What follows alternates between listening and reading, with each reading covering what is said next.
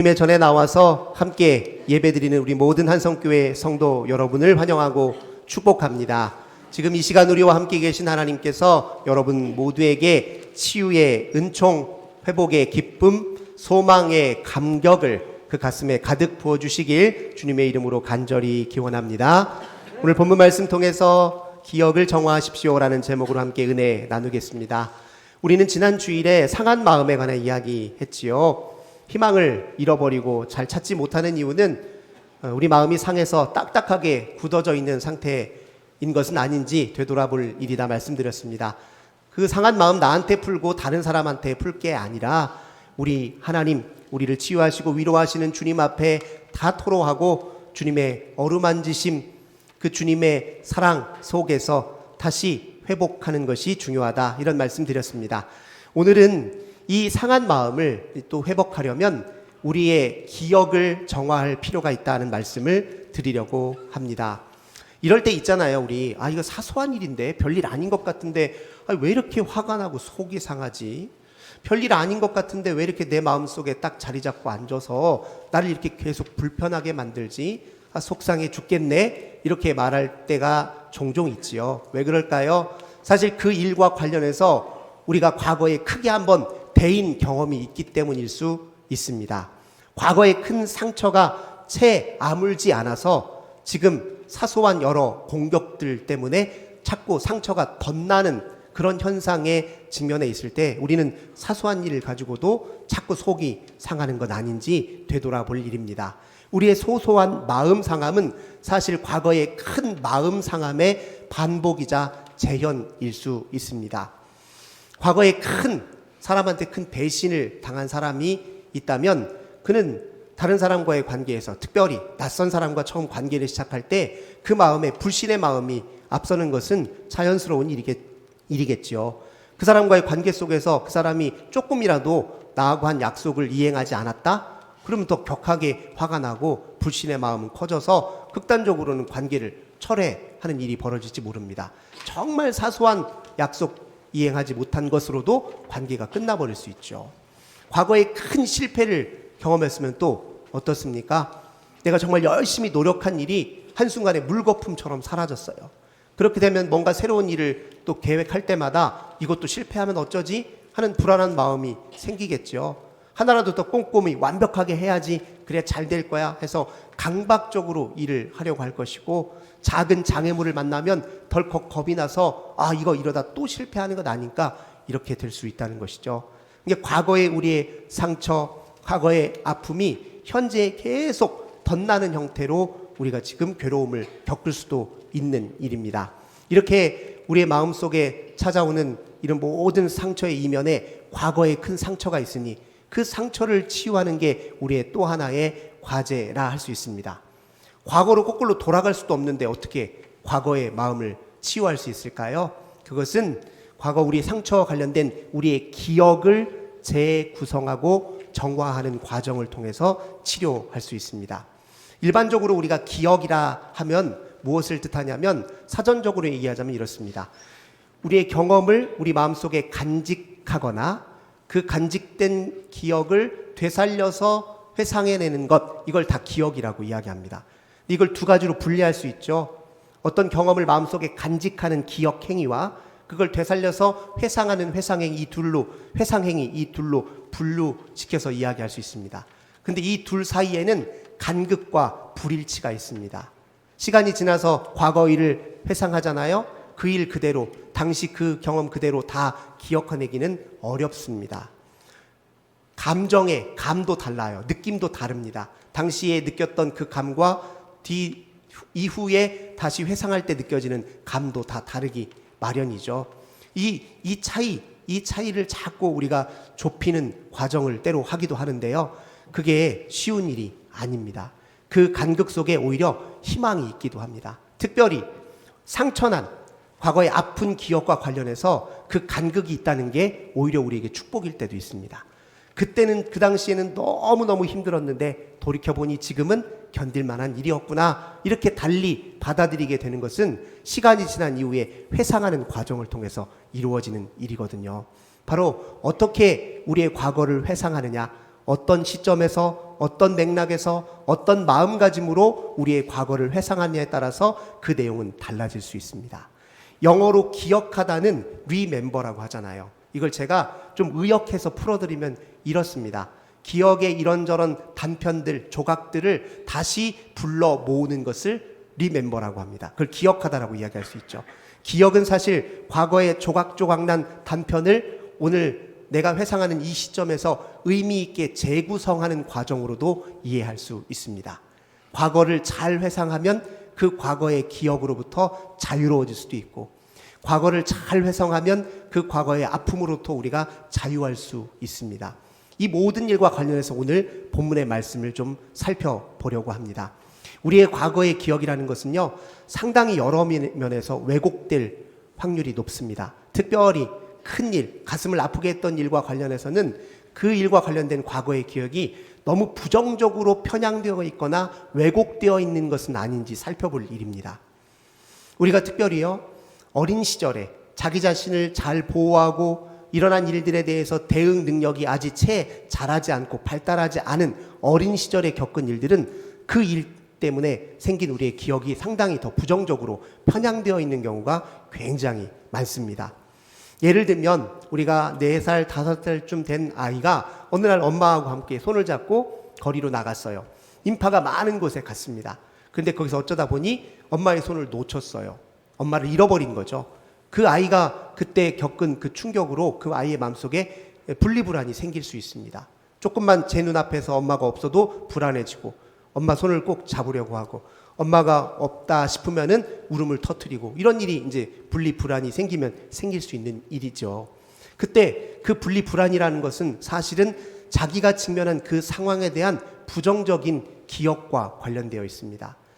성인이면, 다 큰 성인이면 잠깐 동행하던 사람 손 놓쳤다고 해서 막 큰일 났다라고 생각하지 않잖아요. 다 적절하게 대응해서 다 찾을 수 있고 다시 만날 수 있으니까요. 근데 아이는 다르지 않습니까? 대응할 여력이 없기 때문에 그 상황을 엄청난 공포로 받아들일 거예요. 사람의 경험은 주로 정서적 판단에 매우 민감하거든요. 정서적 판단이 과거의 경험 전체를 판단하는 가장 중요한 기준점입니다. 큰 공포가 그 아이를 압도하게 되면요, 다른 여타의 긍정적인 정보들은 잘 인식하지 못합니다. 주변에 도움을 줄 수 있는 사람들도 있는데 그거 잘 안 보여요. 공포가 그를 압도하면 무슨 생각만 나냐면, 나는 엄마를 잃어버렸었고 또 엄마를 잃어버리면 어떡하지? 다음에 또 잃어버리면 나는 정말 큰일 나고 죽을 것 같아. 이런 기억들만 남아있는 것이죠. 거기에는 기억의 왜곡도 있고 편향도 분명히 있습니다. 틀림없이 주변 사람들이 아이가 울어대니까 엄마를 잃어버렸나 보구나 하고 도움을 주고 그 아이가 엄마를 찾을 수 있도록 틀림없이 도와주었을 거예요. 하지만 그 아이의 마음속에 강하게 압도되어 있는 그 공포심이 당시에 그런 여러 가지 정황들을 다 골고루 종합적으로 파악하고 받아들이지 못하도록 그 정서가 가로막았던 것이죠. 그래서 그는 아픈 기억으로만 남아있어서 그 기억 때문에 분리불안이 일어날 수 있는 것이죠. 그래서 우리는 과거를 회상할 때 그 과거를 다시 재구성하고 그 과거에 대한 기억을 재구성하는 과정을 통해서 우리 마음을 치유할 수 있습니다. 오늘 본문의 예레미야가 그 좋은 사례로 우리에게 당신의 신앙의 고백을 들려주고 있습니다. 예레미야는 유다가 바벨론에게서 멸망당하기 직전에 부름받은 선지자였습니다. 이는 하나님에게서 어떤 메시지를 받았냐면, 유다 곧 망한다, 회개하라, 돌이키라, 그렇게 선포하라고 명을 받았습니다. 그래서 사람들을 향해서 그는 온갖 수단, 자기가 할 수 있는 최선을 다해서 이야기했습니다. 유다 곧 망합니다. 빨리 마음을 돌이키시고 빨리 주님께 회개하십시오. 이렇게 울부짖었습니다. 그런데 문제는 유다 사람들이 그 말을 듣고 보였던 반응입니다. 대꾸가 없어요. 대꾸가 없는 사람은 보다 조롱하고 비판하고 비웃는 사람이 많았습니다. 뭐라고 비웃느냐? 지금 우리 멀쩡하게 잘 사는데 왜 그러냐고. 뭐가 문제냐고. 아니, 당신 인생이 힘들면 당신 혼자 한탄하면 될 일이지 왜 우리 민족, 우리 나라를 이렇게 저주하면서 망하긴 뭘 망하냐고. 막 이렇게 핀잔을 주고 조롱하고 비웃었습니다. 아예 듣지도 않아요. 벽에다 대고 떠드는 것 같은 그 상황이 얼마나 속상하고 가슴이 아팠겠습니까? 하나님이 주신 말씀이고 또 민족을 사랑하는 마음 때문에 정말 진심을 다해서 그 일을, 그 선포를 했는데 그 돌아오는 상황은 아무런 반응이 없다는 것이죠. 얼마나 속상했던지요. 예레미야 9장 1절에 보니까 이렇게 표현해요. 내 머리가 물이 되었다. 내 눈에서 눈물의 샘물이 터져서 주야로 내가 늘 눈물이 마를 날이 없다. 이렇게까지 이야기할 정도였습니다. 그렇게 걱정하고 안타까워했는데 정말로 주전 586년에 바벨론이 유다를 쳐들어와서 망하게 했습니다. 모든 것을 다 회파했어요. 짓밟았습니다. 예루살렘 성전도 짓밟았습니다. 무너뜨렸습니다. 그때 자기 가슴도 같이 무너져 내리지 않았겠어요? 이런저런 생각이 정말 복잡하게 많이 일어났어요. 내가 조금 더 열심히 선포했다면, 내가 한 사람이라도 더 붙잡고 주님의 말씀 더 간절히 호소했다면 이런 일 안 일어났을 텐데, 다 자기 책임 같아요. 내가 내 임무 잘 못한 것 같은 느낌도 더해서 막 마음이 불편해요. 그리고 다른 한편으로는 또 하나님도 원망스러워요. 아니, 아무리 그렇게 예고하셨다고 하더라도 정말 이렇게 참혹하게 이런 일을 진짜 겪게 만드셔? 하나님 참도 너무도 하신다. 이런 별별 생각들이 가슴을 타고 흐르니까 얼마나 가슴이 아프겠습니까? 우리가 오늘 다 읽진 않았지만 예레미야 애가 3장 1절부터 18절에서요. 그는 그 괴로운 감정들을 어떻게 묘사를 하고 있느냐? 제가 간단하게 요약해서 말씀드릴게요. 하나님, 제 살가죽이 다 벗겨지는 것 같아요. 제 몸이 다 찢겨져 나가는 것 같습니다. 누가 화살을 쐈는데 제가 화살 관역 같아요. 누가 조약돌로 제 이빨을 다 쪼개는 것 같아요. 그렇게 지금 묘사하고 있습니다. 그렇게 아픈 심정을 묘사하는데요. 그래도 천만 다행인 것은 그가 그 아픈 심정을 지금 누구에게 토로하고 있습니까? 하나님께 토로하고 있습니다. 지난 주일에 욥의 이야기를 잠깐 들려드렸죠. 욥이 그랬던 것처럼 그 아픈 모진 고통을 하나님께 토로하고 있습니다. 하나님께 토로한다는 게 무엇을 의미한다는 줄 아십니까? 아무리 모진 고통을 당하고 있다 할지라도 하나님을 잊지 않는다는 걸 의미합니다. 하나님을 같이 기억하고 있다는 걸 의미해요. 아무리 힘들고 고통스러워도 하나님을 같이 기억할 수 있으면 그게 우리의 희망의 단서가 될 수 있습니다. 신앙생활의 핵심이 무엇인 줄 아십니까? 하나님을 기억하는 일입니다. 여러분의 일상의 한 복판에서 여러분이 무슨 일을 당하든 어디에 있든지 어떤 사람과 어떤 일을 도모하고 있든지 하나님을 기억하면 우리는 신앙인입니다. 하나님을 기억하는 행위가 신앙의 가장 중요한 행위입니다.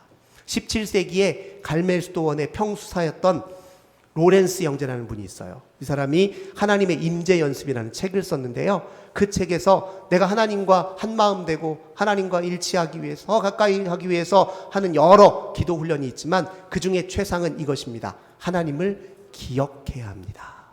하나님을 기억하는 것이 가장 훌륭한 영적 신앙 행위라는 거예요. 우리 얼마나 하나님 믿고 살 때가 많습니까? 마치 내 인생 내 혼자 노력으로 다 될 수 있는 것이냐 생각하면서 하나님 새까맣게 까먹고 지낼 때 많잖아요. 그런데 이 예레미야는 지금 가장 괴롭고 힘든 그 순간에 하나님을 떠올렸습니다. 하나님을 기억했어요. 하나님을 기억하는 일이 우리의 일상화가 되어서 우리 일상의 한 자연스러운 삶이 되면 하나님의 기억이 우리 마음속 기억을 가로지르면서 우리 기억을 다 재구성하고 치유합니다. 사람은 기억이 달라져야 진짜 마음이 달라지고 인생이 달라집니다. 여러분들 한번 생각해 보세요. 우리가 무엇인가를 인식하는 것이요, 우리가 이미 알고 있는 것을 기억해내면서 새로운 것을 인식하는 거예요. 우리가 하는 모든 생각이요, 이미 기존에 생각했던 생각을 떠올리면서 그 생각을 바탕으로 새로운 생각을 하는 거예요. 우리가 과거에 대한 기억을 지금 회상하면서 그것을 기초로 현실을 진단하고 미래를 전망하는 것입니다. 그러니 기억은 우리의 마음 작용에서 얼마나 중요한지 모릅니다. 이 기억을 하나님 보시기에 온전한 기억으로 재구성할 수 있으면 우리의 삶도 당연히 달라지겠죠. 예레미야는 오늘 본문 3장 19절에서 이렇게 고백합니다. 주님, 제 고초와 재난, 쑥과 담즙을 기억하소서. 이게 무슨 말이겠습니까? 지금 이렇게 얘기하는 것과 똑같아요. 하나님, 제가 겪은 일들 제가 소상히 한번 주님 앞에 한번 아뢰어 볼게요. 주님도 그 현장에 같이 계셨고 주님도 똑똑히 보고 기억하고 계시잖아요. 제가 뭘 잘못 본 게 있는지, 제가 잘못 진단한 것이 있는지, 제가 잘못 기억하고 있는 것은 무엇인지 하나님이 한번 가르쳐 줘 보세요. 주님도 다 아시잖아요. 지금 이렇게 말하는 것이죠. 예레미야는 지금 하나님의 시점에서 자기 과거 기억을 되비춰 보고 있습니다. 반추하고 있습니다. 하나님의 시점에서 자기 과거사를 다시 한번 돌이키는 과정을 통해 우리의 기억이 재구성될 수 있습니다. 하나님의 시점에는요, 세 가지 요소가 함축되어 있어요. 첫 번째는 시점이라고 하는 건 시각을 의미하기도 하죠. 하나님의 시각으로 내 개인사를 보는 겁니다. 하나님의 시각으로 보려면요, 모든 일이 합력하여 선을 이루게 하시는 하나님. 내가 그때 그 당시에는 그렇게 판단하고 그렇게 받아들였는데 꼭 그렇게 생각해야 될 이유가 있을까? 무슨 근거로? 다르게 생각해 볼 여지는 없을까? 다른 각도에서 볼 수는 없을까? 이게 하나님의 시각으로 우리의 과거사를 되비치어 보는 것입니다. 어린아이가 엄마 손을 붙잡고 가다가 엄마를 잃어버렸을 때 그 충격 있잖아요. 그가 만약에 상황을 다른 각도에서 보기 시작했다면 조금 더 마음이 유연해졌겠죠. 물론 아이에게는 그런 마음은 없었겠지만요. 두 번째, 하나님의 시점이라는 것은요, 시선을 포함하고 있어요. 우리가 사람을 바라볼 때 우리의 시선의 성격이 조금씩 다릅니다. 누구를 바라볼 때는 싸늘하게 시선을 볼 수도 있어요. 약간 불신의 눈으로, 비판적인 눈으로 우리가 볼 수도 있죠. 하지만 우리의 시선에 사랑을 담을 수도 있습니다. 사랑과 애정을 담아서 바라볼 수 있죠. 차원이 다릅니다. 그 시선의 질이 무엇이냐에 따라서 보이는 대상과의 경험의 성격이 달라지는 거예요. 하나님의 시선으로 우리 개인세를 다시 봐보세요. 하나님이 우리를 사랑의 눈으로 지켜보셨고 우리가 고통당하는 그 현장에서 주님도 같이 그것을 같이 보시면서 겪으셨어요. 그 시선으로 우리 인생사를 다시 비춰보면 다른 게 보이기 시작합니다. 그때는 나 혼자만 고통당하는 것 같고 이 모든 일을 내가 다 해결해야 되는 것 같고 그때는 나 없이 홀로 있어서 죽을 것 같았지만 하나님의 사랑의 시선으로 다시 보니 사실 내가 죽지 않았고 그리고 내가 그렇게 위기를 겪을 때 나를 돕는 사람들도 있었고 은혜도 같이 있었네. 그걸 보게 됩니다. 사랑의 시선으로 다시 보면 내가 주저앉아 넘어져 있을 때 나를 부추겨줬던 사람들도 그 소소한 선한 행동 하나하나가 다시 기억에 그 우리의 단편 속으로 들어옵니다. 그래서 그 기억이 재구성되는 거예요. 예레미야요, 하나님께 받은 메시지가 뭐였다고 했죠? 유다 망합니다. 회개하십시오. 그런데 지금 하나님과 함께 자기 과거를 다시 회상해 보니까요, 실은 하나님 메시지를 두 가지로 주셨어요. 유다 망합니다. 회개하십시오. 이 메시지만 준 게 아니라 예레미야를 잘 읽어보십시오. 같이 하나님이 너희들을 흩으실 것이나 다시 돌아와서 본래 땅으로 돌아오게 할 것이다. 포로로부터 다시 자유하게 해줄 것이다. 새 삶을 줄 것이다. 같이 약속하셨어요. 근데 마음이 괴롭고 힘들 때는 그 소리가 기억에 잘 안 나는 법입니다. 너무 힘드니까 망할 것이다 한 하나님의 메시지만 자기 마음속에 가득 채워지고요. 그런데 하나님 사랑의 시선으로 다시 과거사를 돌이켜보니 주님은 희망의 메시지도 이미 같이 주셨어요. 심판하겠다는 얘기만 있으신 게 아니라 너희들을 재창조하고 회복시키시겠다는 말도 같이 주셨어요. 우리 인생도 마찬가지죠. 어린아이 사실 엄마 손을 뿌리쳤을 때, 엄마 잃어버렸을 때요, 주변 사람 도움이 있어서 금방 엄마 찾을 수 있었던 것이거든요. 아, 왜 그렇게 울고 있니? 엄마를 잃어버렸나 보구나. 틀림없이 누군가는 그에게 그렇게 다가갔을 것입니다. 근데 그 아이는 공포심에 압도되어서 그것을 기억하지 못할 뿐이었죠. 이렇게 주님의 시선으로 우리의 과거사를 보면 다른 게 보이기 시작해요. 은혜가 보이기 시작합니다. 하나님의 사랑의 흔적들이 같이 있었다는 것을 확인할 수 있는 것이죠. 세 번째, 시점이라는 말 속에는요, 시야라는 말이 또 있습니다.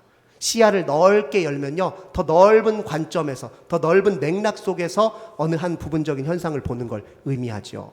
하나님은 우리 인생에 하나님 나름의 계획과 목적이 있으십니다. 하나님은 우리를 어디로 데려가십니까? 우리로 하여금 더 성숙하여서 그리스도, 머리 되신 그리스도에게까지 자라도록 우리를 성화시켜 가시는 분입니다. 하나님과 더 온전한 인격적 관계, 하나님을 더 깊이 알고 그 마음을 더 온전히 알아서 하나님과 한 마음으로 살도록 우리를 끊임없이 성장시키시고 훈련시키는 분입니다. 그 시야로 우리 인생사를 보잖아요. 그러면 그 일 때문에 하나님이 내게 어떤 성장과 성숙을 가져오셨는지가 보입니다. 우리 인생에 별반 의미 없이 보이던 그 모든 일들이 다 그때 내가 겪어야 했고 겪을만 했고 겪음으로 오늘의 내가 있다라는 사실을 알게 되는 것이 바로 하나님의 시야로 우리의 과거사를 볼 때 그 일이 벌어집니다. 예레미야는 지금 하나님 앞에 주님 내 얘기 들려드릴 테니 하나님이 내 얘기를 다시 써서 나한테 들려줘 보세요. 당신이 내 얘기를 내 관련 인생사지만 하나님 당신이 나한테 다시 들려줘 보세요.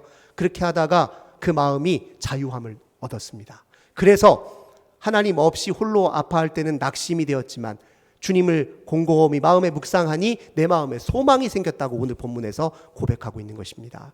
그렇게 소망이 생겨서 달리 보니까요, 지금 해야 될 일이 생겼어요.